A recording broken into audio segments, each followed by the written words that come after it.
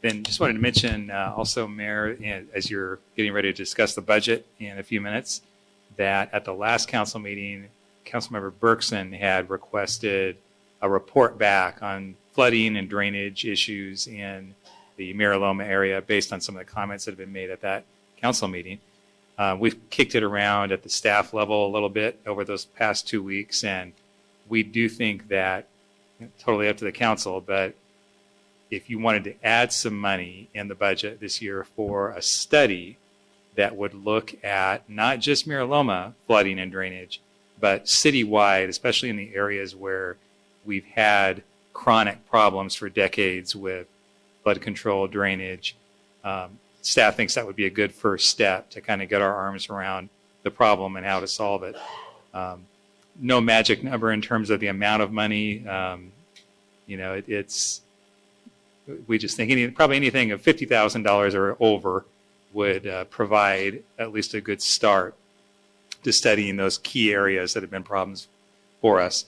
There are localized flooding issues that the city will have to solve, but there are also some regional flooding issues that we may be able to partner with Riverside County Flood Control, and they have their own funding sources and their own budget and they do have a list of Jurupa Valley projects on their plans for the future. So it's going to be important for us to communicate with them as we're looking at our own needs. And I honestly don't know at this point, within the Mira Loma area, for example, are any of those going to be regional or are they all local? But it's important to keep both of those factors in mind and to be working closely with the flood control district. So again, something to think about as we approach the budget discussion in a few minutes.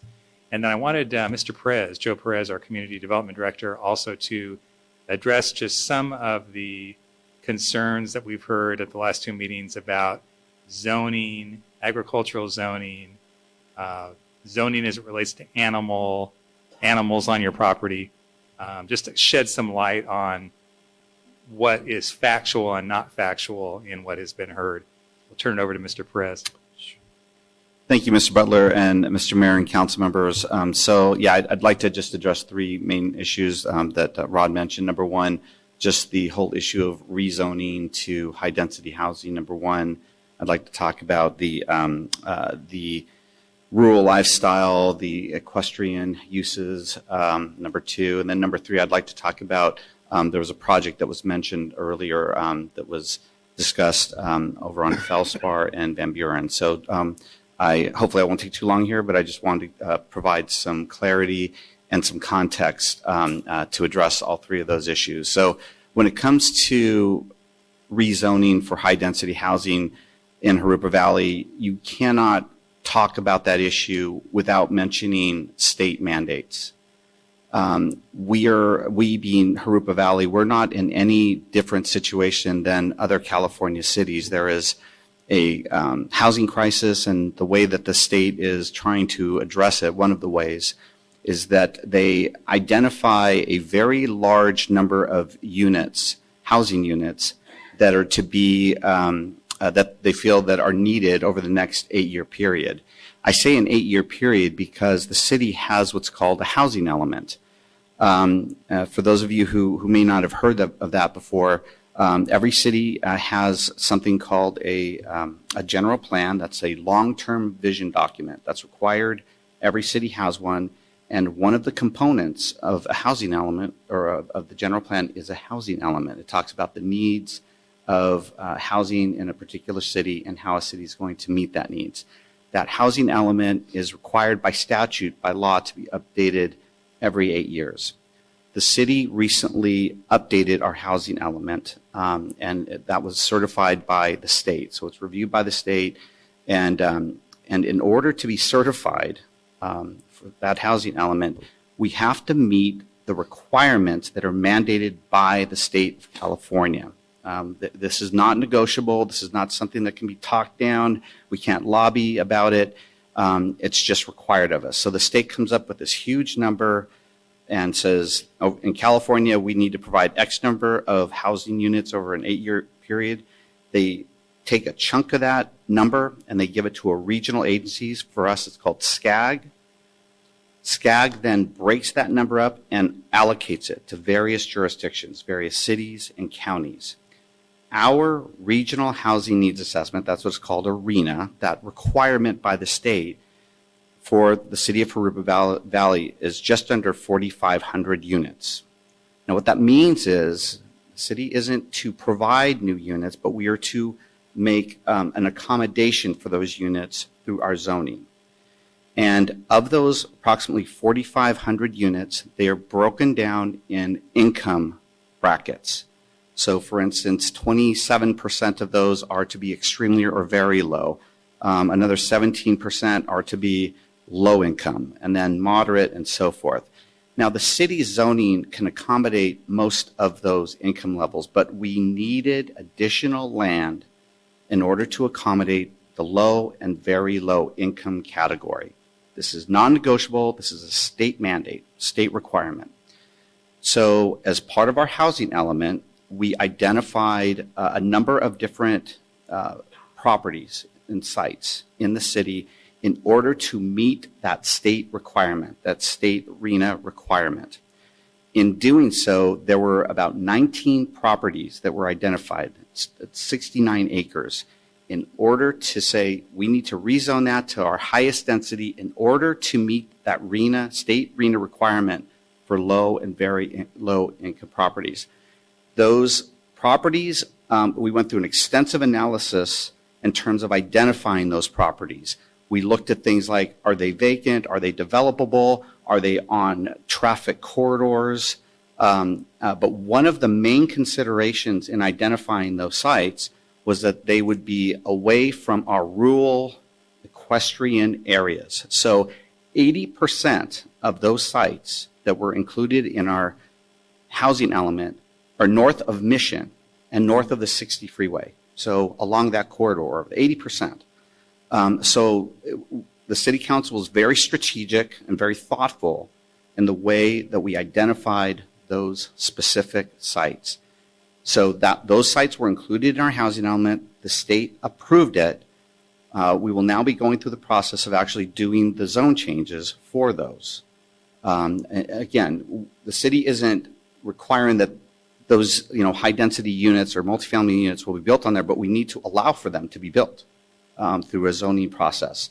So, so if you hear that the city is rezoning property for high density purposes or multifamily projects, that is true to the extent that we are trying to meet the state mandates, the state requirements.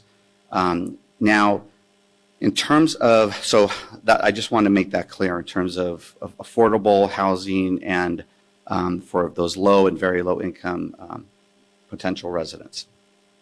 The second thing I'd like to talk about is, real quickly, is there was several residents who expressed really their passion for maintaining a rural lifestyle, equestrian uses, ranch uses, farm animals. And I just want to be very, very clear on that there is no attempt or effort to just go and start rezoning any existing properties to high density in those areas. That is just not happening. Now, every property owner, well, let me take a step back. In addition to that, there is something that exists in I mentioned our general plan. There's something that exists in there called the Equestrian Lifestyle Protection Overlay Zone. This zone is an area within the city that encompasses several different neighborhoods and communities, including Miraloma. And it comprises about over 30% of the entire city. And within this overlay zone, it's designed to promote and protect equestrian uses. It is a massive area within the city. And what that means is that it provides protection for existing uses and existing equestrian uses, the use of agriculture or farm animals. It helps preserve all of that within the existing zoning. And it also requires that any new residential developments anywhere within that zone, anywhere within that, that equestrian-related amenities and improvements such as trails, hitching posts, watering stations, and that's a partial list. It can go on from that any new development needs to provide those types of enhancements and improvements. So, and there has been absolutely no discussion in terms of changing that overlay zone, shrinking that zone, that overlay area. That is to remain the same. And the City Council recognizes the value of that and the value of preserving that overlay zone. So that's the second point.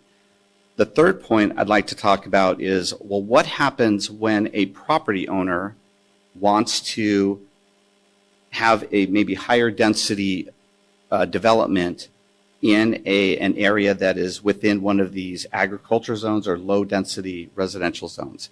An example of that, and it was mentioned earlier, is a project that's proposed on Van Buren and Felspar. It's about a 22-acre area. It's undeveloped right now. And the owner of that property is interested in developing it. Just like any one of us who owns property, you can make a presentation to your local city council, and you can say, I want to change that to whatever use that is.